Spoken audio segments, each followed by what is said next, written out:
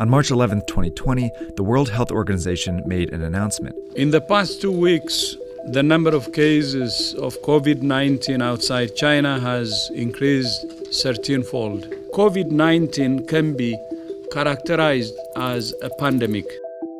The coronavirus, or COVID-19 disease, had already overwhelmed China, South Korea, Iran, and Italy.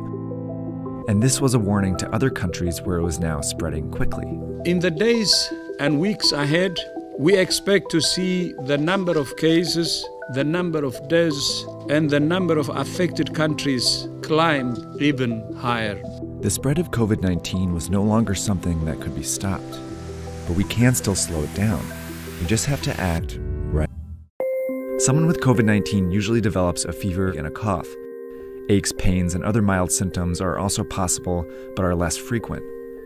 But the severity of those symptoms varies, and for some people who get the virus, you might never show symptoms at all. Based on the data from China, the vast majority of cases are not life-threatening. In 80% of cases, people experience only mild disease, but in 20% of cases, the disease can manifest in a more serious way. It can develop into quite a severe pneumonia where people need to be hospitalized and put on ventilators. Overall, it seems like about 1 to 2% of known cases lead to death, but that rate is much lower for young people and much higher for the elderly. And it also seems that people with unmanaged underlying chronic diseases, they also have a tougher time overcoming the virus. The virus also seems to be very contagious, more contagious than the flu. All you need to do to spread COVID-19 is cough or sneeze on someone else, touch a surface where the virus still lives, and then put your hand in your mouth or your eyes or your nose. After getting infected, it can take an average of 5 to 6 days before you feel sick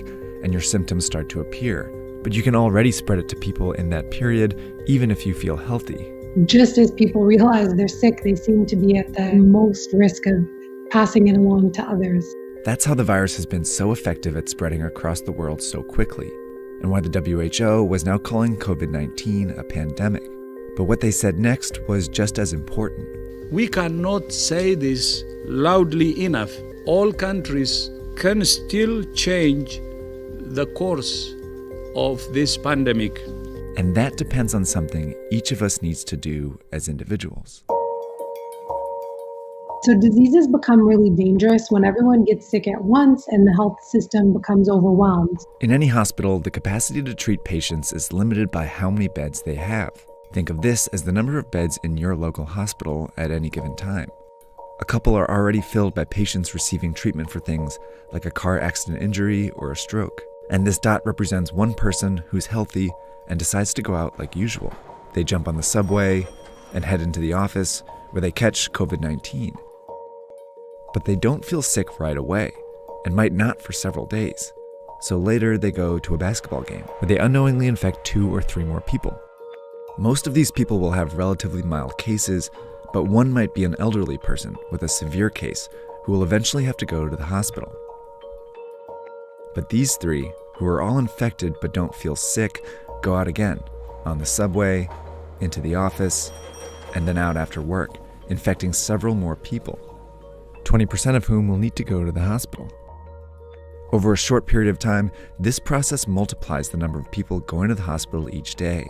Before long, the hospital is full and a crisis begins. People with severe cases of COVID-19 can't get treatment, and some who could be saved die.